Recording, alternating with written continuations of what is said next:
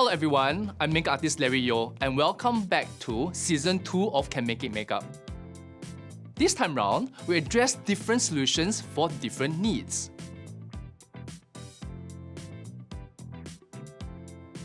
So Amanda has slight discoloration of eyes because she's using some eyelash growth serum which created this discoloration. So what I'm going to do is just to balance the color out. With eyeshadow eyes, you want it fast and quick. So what I'm going to do now is I'm going to use a liquid eyeshadow in a natural matte finishing and then follow up by a shimmery eyeshadow just to create a more dimensional look. Just to make your eyes pop in better. So with eyeshadows, I personally do not like too much powder because a lot of people put too much, they think they're baking cake. So I like to use liquid eyeshadow. This is Louboutin eyeshadow. It looks like a vampire steak, but it's not. It's actually a liquid eyeshadow. Hopefully with this, I'll stab out all the misinformation. So for liquid eyeshadow, what you do is you just take a little bit, you just touch a little bit here and blend it out. I'm using a little bit to warm up the eyelid and also to sculpt the eye. I'm take a little bit here and push it in the inner eye here and blend it out. I'll put it more here is because it creates more of a depth, so you don't have to contour a nose too much. Because now everyone thinks the nose is flat, they have to contour as if there's no tomorrow. You contour? Don't? Oh, good. Okay. Even if I do, I don't dare say it. Okay. Next what I'll do is I'll do what I normally do. I'll use the same liquid eyeshadow. Just go to the lower lash line, just to remove any slight discoloration and also bring the same color across the whole eye.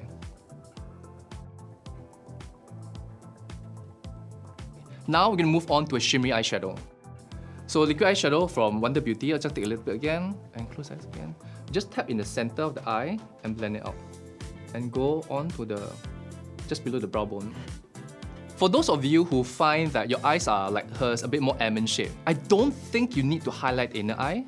And if your nose ridge is not high itself, everything will look flattened out. That's why I don't understand why people highlight so much and then eventually take like a really brown contour product and contour the nose. Then it becomes like, look as if there's 3 nose. And that's it for eyeshadow.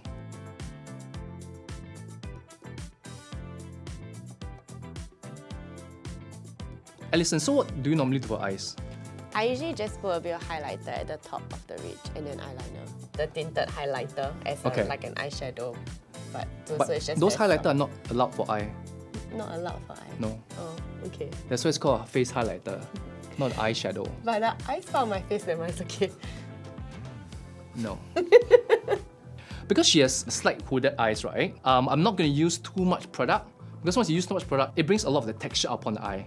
The thing is, with women of more melanin, you have to understand that the tone itself is a red. So if you use anything that is lighter, it counters the shade. So it ends up looking very muddy because your undertone skin counters it. I'm going to use various stuff to apply upon this eye shape just to sculpt the eye out. This is Marc Jacobs Sequin Liquid Eyeshadow.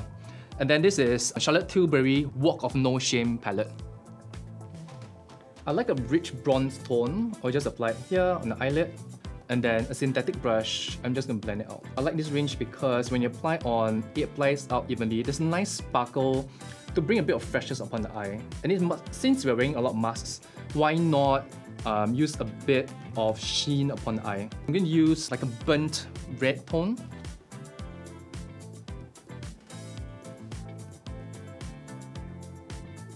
What I did is because I know that her bone structure is much more stronger. So what I'm going to do next is, by tapping on the lower lash line here, I'm going to blend it a bit more and then push it upwards.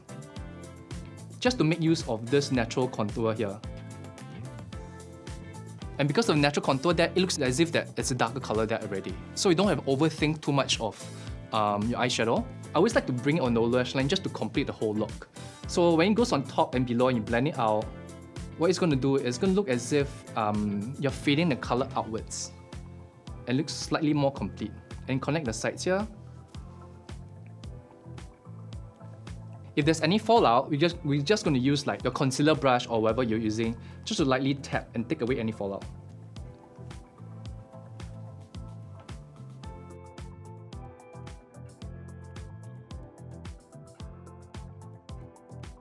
So she has really nice eyes. Only thing that she finds that one of the eye fold is lesser than the other, right? So normally what eyeshadow do you use? I use eyeshadow palette. And then what color eyeliner? Black. What I'm going to do is just to even out eye color first and then I'll immediately apply an eyeshadow on. So I'm using something very basic. Has a eyeshadow primer for her eyelids.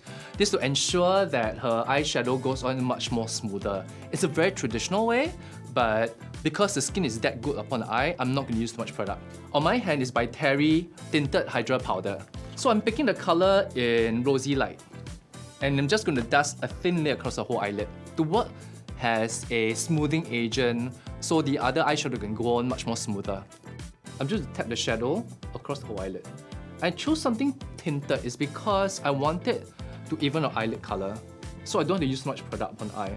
It's a very traditional way of using, but it's a good way for those who have excellent skin around the eye, and also you find that your eyeshadow do not smudge. So eyes already even out. So in my hand, I'm going to use an eyeshadow. I'm going to use the light pink peach first, and then the more obvious pink after. Because I still want eye makeup to look more fresh and age appropriate, more fun. Where the brush touches the skin, that is the first point of color contact. And that's the first point where the color is the strongest. I'm going to tap it on and blend it out. The color intensify around the eye area, and then buff it outwards.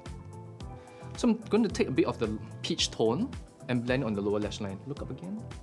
Perfect. Just to bring a natural blush tone across the top and bottom eye. Next, I'm going to use the shimmery pink.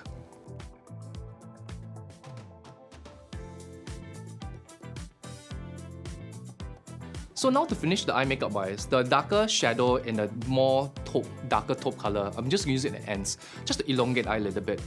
Just at the end here, just going to touch a little bit and press it and push it outwards.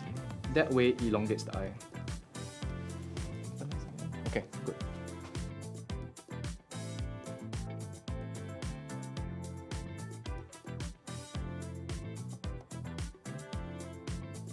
So for Ida's eye, she always use, what do you use? Like a white eyeshadow? Yeah, just for the discoloration. Why? Why white color?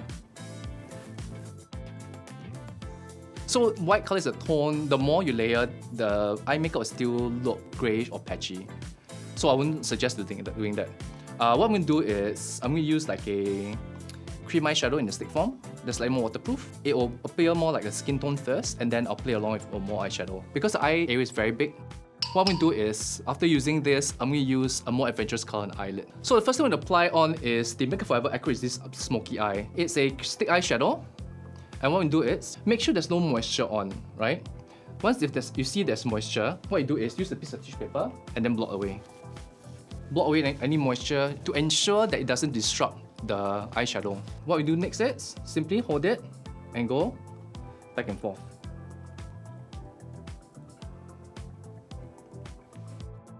And what we do next is, simply you can use your fingers or eyebrow brush to brush it through and just buff it through. It'll counter a lot of the discoloration and the eye look brighter. Open it again. Do you see that? It's a nice neutral finish. It takes away a lot of discoloration. So with our eyes, all we do is to bring out the eye shape. So what I'm going to do is, I'm going to use eyeshadow palette from Fenty in number 2 called Cool Neutral. So I'm going to pick up the color is, I'm going to use like a mauve shade. And then what I'm going to do is slightly different. I'm going to blend on the side here and just tap a little bit. This is to create depth. Because she has such large eye space, we can play with a lot of shades. There's no limitation what we can do. The mauve shade is just to create a depth to the eye. Immediately, you're drawn to the fact that her eye is sculpted. So I'm taking a little bit of the same eyeshadow because it's more of a mauve shade with a bit more taupe tone in it. I'm going to use on the lower lash line and just buff it across to sculpt the under eye. That way, it creates a more defined eye area, but without looking too harsh. Next, I'm going to use a color that Ida have not used before, the Shocking Purple. Dun, dun, dun. Now, I'm just put the eyelid here, I'm just going to tap it, and introduce this iris color upon her moving lid. There's always a habit, different people, and different makeup artists have different methods. I always like to do on the eyelid, and fade the color outwards. It's a personal preference thing, it's up to you. But I always like to bring the color out a bit more. Okay. And when you blend eyeshadows, where do you stop? Depends on you. My general guideline is to blend it above the double eyelid. You can hit where the bone structure is, and you fade it out. That way, you see a purposely blended shadow that goes from a more intense shade to more blended out. For some of you out there who like to blend it with a crease cut or to blend it like a whole chunk of color, try to fade it out because it is not a kid's coloring book. Hello, darkness, my old friend.